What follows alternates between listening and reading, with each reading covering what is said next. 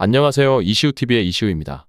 해당 분석은 초안 분석이며 최종 분석과 픽은 하단 댓글에 있는 링크로 문의 주시면 방입장 도와드리도록 하겠습니다. 방입장은 무료로 진행되며 절대 금전적인 요구를 일체하지 않습니다. 이번 분석은 승부식 92회차 해외 축구 총 4경기 분석 진행해 보겠습니다. 미국은 이번 경기를 승리로 마무리하면 사실상 8강 진출을 확정하게 됩니다. 물론 뉴질랜드가 프랑스를 이기면 상황이 조금 복잡해질 수 있지만 그 확률은 낮아 보입니다. 따라서 미국은 굳이 다득점을 노리기보다는 안정적으로 승점 3점을 확보하는 전략을 선택할 가능성이 큽니다. 미국은 수비를 먼저 강화하고 실리적인 플레이를 추구할 가능성이 높습니다. 이는 이전 프랑스와의 경기에서 큰 찬스를 만들어내며 공격에서 우위를 점했던 경험을 고려할 때 현실성이 높아 보입니다. 반면 기니는 8강 진출을 위해 여러 조건을 충족해야 합니다. 우선 프랑스가 뉴질랜드를 이겨야 하고 동시에 미국을 3골 차이로 이겨야 합니다. 이러한 상황에서 기니는 뉴질랜드전에서 보여준 공격적인 운영을 이번 경기에서도 이어갈 가능성이 높습니다.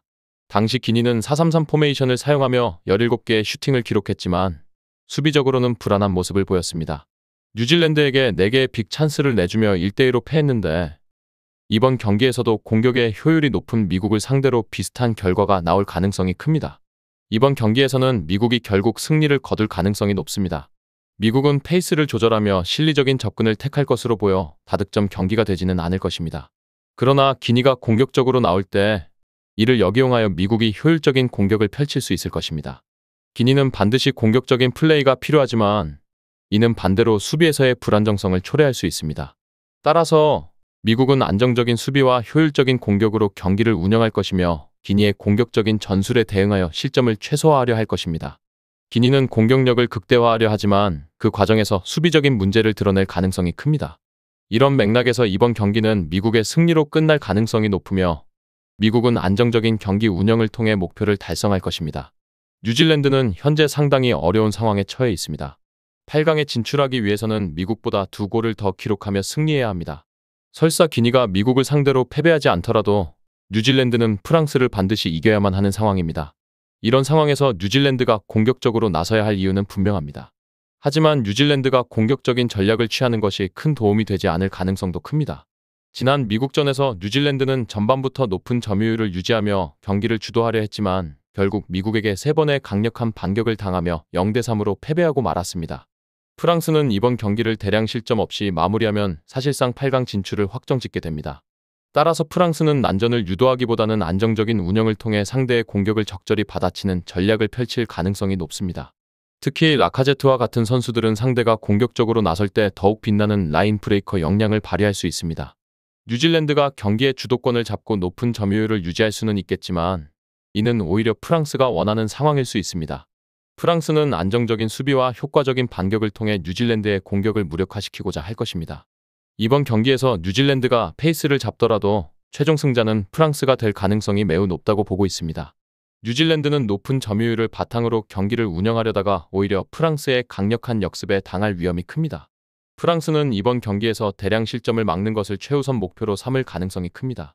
라카제트와 같은 주포가 상대의 공격적인 플레이를 역이용하여 라인 브레이킹 기질을 발휘할 수 있는 환경이 조성될 수 있습니다.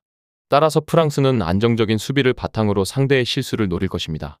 이러한 맥락에서 이번 경기는 프랑스가 승리할 가능성이 높으며 경기 양상은 저득점의 언더 경기가 될 가능성이 큽니다. 부주력으로는 언더픽을 추천드리는 이유입니다. 이 외에도 다른 축구 분석과 야구 분석 및 종합 픽이 궁금하시다면 하단 고정 댓글 링크로 문의 주세요. 파라과이는 지난 경기에서 난전을 허용하며 라인을 내리고 수비에 집중하는 전략이 사실상 실패로 돌아갔습니다. 반면 말리는 매 경기에서 상대를 압도하는 점유율과 공격력을 보여주며 결코 만만치 않은 모습을 보였습니다. 따라서 파라과이는 지난 경기에서 효율적인 공격을 보여준 엔시소를 필두로 한 공격진을 신뢰하는 방향으로 전략을 잡아야 할 것입니다. 말리의 슈팅 정확도가 떨어진다는 점도 파라과이에게는 긍정적인 요소로 작용할 수 있습니다. 말리의 경기력은 전반적으로 꽤 괜찮았습니다. 일본을 상대로도 슈팅 숫자에서 18대9로 크게 앞서며 경기 내내 우세한 모습을 보였습니다. 그러나 결정력 부족이 문제로 남아 있습니다. 1차전에서는 22개의 슈팅을 기록했지만 단 한 골에 그쳤고 2차전에서도 페널티킥을 실축하며 일본의 8강 진출에 일조하고 말았습니다. 이번 경기에서 비기기만 해도 탈락하는 상황에서 골 결정력 부족으로 인해 문전에서의 침착성이 떨어질 우려가 있습니다. 이번 경기에서는 무승부를 추천할 수도 있습니다. 파라과이의 수비 효율이 그리 좋지 않았던 것이 사실이지만 2차전에서 공격진의 효율이 다소 올라온 모습을 보였습니다. 반면 말리는 경기 과정에서 상대를 압도하는 모습을 보였으나 문전에서의 처리 능력이 부족한 모습을 보였습니다. 따라서 이번 경기에서는 언더를 노리는 것도 하나의 방법이 될 수 있을 것입니다.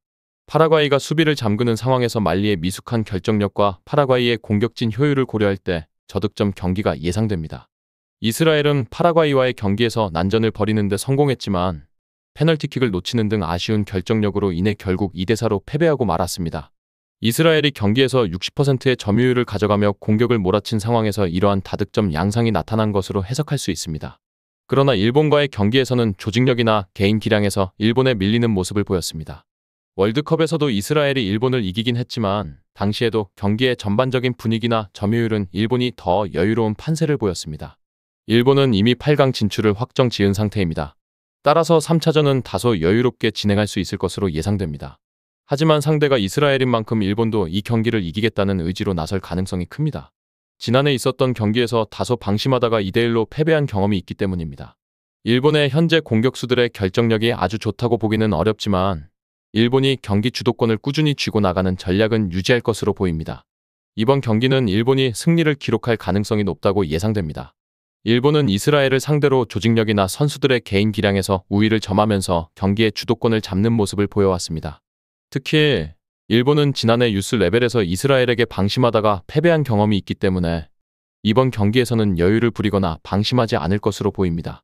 이스라엘은 파라과이와의 경기에서 공격적인 모습을 보였지만 결정력에서의 부족함이 패배로 이어졌습니다. 반면 일본은 이미 8강 진출을 확정지으며 이번 경기에서도 조직적이고 기량 높은 플레이를 바탕으로 이스라엘을 압도할 것으로 예상됩니다. 일본이 경기를 주도하며 승리를 거두겠다는 전략을 유지할 것이고 이스라엘은 이에 맞서야 하는 어려운 경기를 펼칠 것입니다. 따라서 이번 경기는 일본의 승리가 유력하며 일본은 방심하지 않고 조직적인 경기 운영을 통해 이스라엘을 상대할 것입니다. 끝으로 정확한 배당 변동에 따른 실시간 추적과 최종 예측은 배팅 마감 직전까지 이루어져야 합니다. 위 부분을 참고하는 배팅이 아닌 더 근시적인 결과는 배당률 흐름의 변화 및 경기 시작 전 결장자 정보에 따라 변동될 수 있습니다. 함께 배팅으로 더 효율적인 승률을 만들고자 만들어낸 채널입니다. 모든 경기를 영상에 담아내기엔 한계가 있습니다.